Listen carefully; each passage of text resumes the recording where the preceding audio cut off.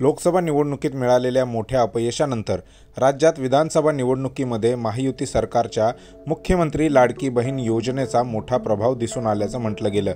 आता राज्यातील लाडक्या बहिणींसोबतच पक्षातील लाडक्या बहिणींना देखील महायुती स्थान देणार असल्याचं बोललं जात आहे। विधानसभा निवडणुकीमध्ये महायुती सहभागी असलेल्या 3 प्रमुख पक्षांच्या मिळून 20 महिला आमदार विजयी झाल्या आहेत। यात भाजपच्या 14, शिंदे सेनेच्या 2 तर अजित पवारांच्या राष्ट्रवादीच्या 4 महिलांचा समावेश आहे।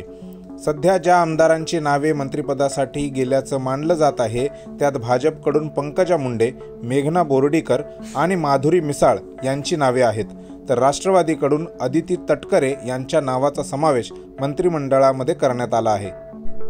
महायुतीने राज्यात लाडकी बहीण योजना यशस्वीरित्या राबवली, त्याचा लाभ सर्वसामान्य महिलांना मोठ्या प्रमाणावर झाला। आता विधानसभेमध्ये निवडून आलेल्या महिला आमदारांना देखील मंत्रिमंडळात स्थान मिळणार आणि त्यांनाही मोठा लाभ मिळणार अशा चर्चा रंगू लागल्या आहेत। महायुतीतील जवळपास 4 महिला आमदारांची मंत्रिपदी वर्णी लागणार असल्याची माहिती सूत्रांकडून मिळाली आहे।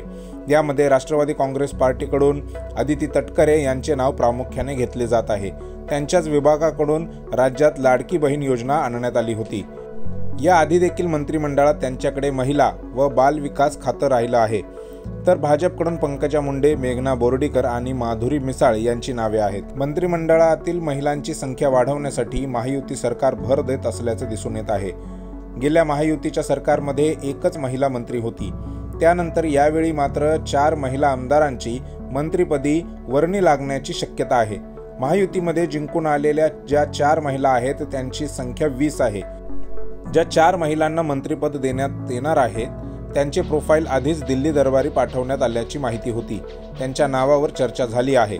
त्यानंतर आज या महिला आमदार देखील मंत्रिपदाची शपथ घेतील असे समजले आहे।